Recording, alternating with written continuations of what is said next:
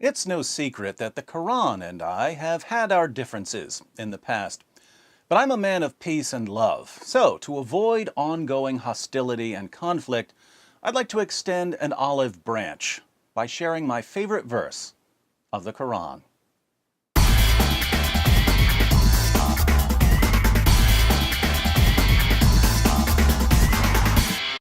You might think that my favorite Quran verse is the verse I quote most frequently, Surah 9 verse 29, where Allah commands Muslims to violently subjugate Jews and Christians. But this isn't my favorite Quran verse at all. I just quote it a lot to help people understand 14 centuries of jihad. Since Surah 9 verse 29 isn't my favorite Quran verse, you might think that I'm referring to one of the amusing verses I often use to refute common Muslim arguments. For instance, when Muslims claim that the Quran contains scientific miracles, I like to point out that the Quran says that Dhul Qarnayn traveled so far west he found the place where the sun sets, and that the sun sets in a muddy pool, and that stars are missiles that Allah uses to shoot demons to keep them from sneaking into paradise and listening to his secret plans, and that semen is formed between the backbone and the ribs. As helpful as these verses are, however, they're not my favorite.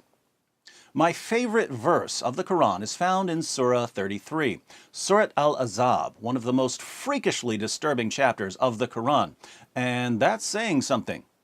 What's amazing about Surah 33 is that, as nauseating as it is, we only have about a third of what it originally said. What we have today is what was left after Muhammad's wives and others sanitized it by removing some of the most abominable and sickening parts. Muslim sources show that more than 100 verses of Surah 33 are now missing. In Abu Ubaid's Kitab Fada'il al-Quran, Ayah declares, Surat al-Ahzab, Surah 33, used to be recited in the time of the Prophet with 200 verses, but when Uthman wrote out the codices, he was unable to procure more of it than there is in it today. Surah 33 in today's Quran only has 73 verses, but it originally had around 200. That's a lot of missing verses. And we know what some of these missing verses said. In Sunan ibn Majah, 1944, we read, It was narrated that Ayah said, the verse of stoning and of breastfeeding an adult 10 times was revealed, and the paper was with me under my pillow. When the Messenger of Allah died, we were preoccupied with his death, and a tame sheep came in and ate it. We discussed the verse of breastfeeding an adult 10 times in my Sheepgate video, which I'll link to at the end of this video in case you haven't seen it yet. In brief, before more than 100 verses were removed from Surah 33, one of the verses said that if a man and a woman aren't married to each other but they need to be alone together for some reason, the woman is required to breastfeed the man 10 times so that he'll feel like her son and won't be tempted to have sex with her. So according to Allah, the proper Islamic way for women to avoid sexually arousing men is to put their breasts into men's mouths this many times. Fortunately, Muhammad's wives had a better understanding of human nature than Allah did, so they conspired to remove that verse and other verses when Muhammad died after he was poisoned to death by a Jewish woman whose family had been slaughtered by Muslims. But in my humble opinion, Muhammad's wives should have taken out the entire chapter. Keep in mind, this is the chapter where Allah gives Muhammad special permission to break the 4-wife limit. Muslims are allowed to marry up to 4 women and girls, but in Surah 33 verse 50, Allah tells Muhammad that he can have as many wives as he wants. How convenient that the man who was receiving the revelations got the most sex partners. This is also the chapter where Allah orders Muhammad to marry the wife of his own adopted son after Muhammad causes the divorce by lusting after her. Since marrying the divorced wife of your own adopted son was frowned upon in 7th century Arabia, Allah decided to abolish adoption in Surah 33, verses 4 to 5. Adoption, of course, is one of the most loving, humane practices in human history, and Allah abolishes it so that Muhammad can have the wife of his own adopted son.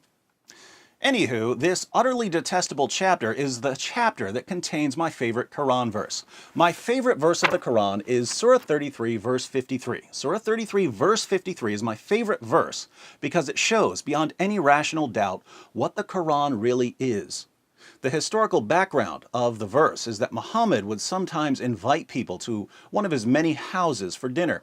But people would show up early or stay late because they wanted to talk to him and ask him questions. Muhammad didn't want these people hanging around, but he was too shy to tell them that they were annoying him. That's when Allah stepped in and revealed Surah 33, verse 53. O you who believe, enter not the Prophet's houses unless permission is given to you for a meal, and then not so early as to wait for its preparation. But when you are invited, enter, and when you have taken your meal, disperse without sitting for a talk. Verily, such behavior annoys the Prophet, and he is shy of asking you to go. But Allah is not shy of telling you the truth. And when you ask his wives for anything you want, ask them from behind a screen that is purer for your hearts and for their hearts. And it is not right for you that you should annoy Allah's messenger, nor that you should ever marry his wives after him, i.e., after his death.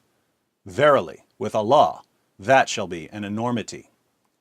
Now, think about this. Muhammad doesn't like people showing up early for dinner or hanging out afterwards. He's a busy man, and Islam's most trusted sources say that he liked to have sex with all 9 of his wives on the same night, as we read in Sahih al-Bukhari, number 5068. Narrated Anas, the Prophet used to go around, have sexual relations with all his wives in one night, and he had 9 wives. Sahih al-Bukhari, number 5215. Narrated Anas bin Malik, the Prophet used to pass by, have sexual relations with all his wives in one night, and at that time he had 9 wives. Sahih al-Bukhari, 268. Narrated Qatada, Anas bin Malik said, the Prophet used to visit all his wives in a round, during the day and night, and they were 11 in number. I asked Anas, had the Prophet the strength for it? Anas replied, we used to say that the Prophet was given the strength of 30 men. And Sa'id said, on the authority of Qatada, that Anas had told him about 9 wives only, not 11. Surah 33, verse 50, gives Muhammad special permission to have more sexual partners than anyone else. And Muhammad wants to go from house to house, having sex with 9 women and girls a night. Now, obviously, if you're trying to have sex with 9 women and girls a night, not counting your slave girls, you don't have a lot of time for chit-chat. But Muhammad's followers want to talk to him, even if it interferes with his sexy time. Sadly, Muhammad, the guy who brags about having sex with 9 women and girls in one night, is just too shy to tell his followers to stop bothering him, so Allah has to intervene and tell them not to annoy Muhammad. Keep in mind, Muhammad is the one who's receiving these revelations. One day, Muhammad steps out and says, guys, I have a revelation from Allah. This is Allah talking, not me. I wouldn't say any of this, but Allah will.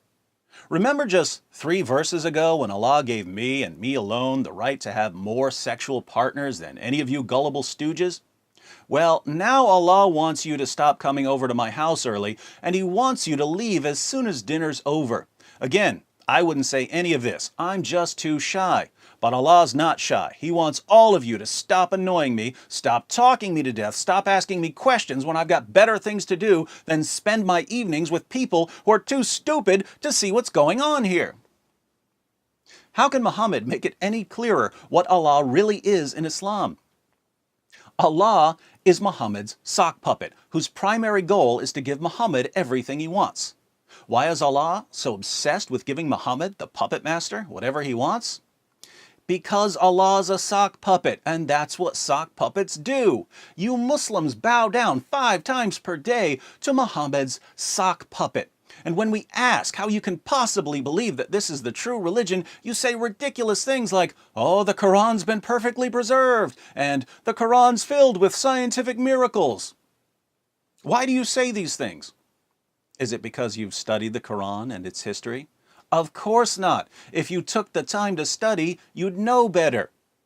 You believe that the Quran has been perfectly preserved and that the Quran contains scientific miracles because your leaders, your imams and sheikhs, the puppeteers, keep the puppet show going for you. But instead of getting mad at them for deceiving you, you get mad at me for telling you that you're being used and manipulated. Now, I'm sick of being the bad guy all the time, so I'm not going to tell you that you need to grow up and learn to study for yourself instead of mindlessly believing what your lying leaders tell you. I wouldn't say that to you because I want to be nice. But I'm happy to inform you that I recently received a revelation from Allah. And Allah isn't nice. He tells you what you need to hear, even if it hurts. Grow up and learn to study for yourself instead of mindlessly believing what your lying leaders tell you. Listen to the super genius David Wood, or you're doomed. And be sure to watch this video about Muhammad's wives conspiring to remove parts of the Quran. Pretty creepy reducing Allah to a mere sock puppet, don't you think? But Surah 33, verse 21 of the Quran says that Muhammad is the pattern of conduct for mankind. So if Muhammad treated Allah like his personal sock puppet, and Muhammad is the pattern of conduct for mankind, the only way we can avoid treating Allah like this is to reject Islam.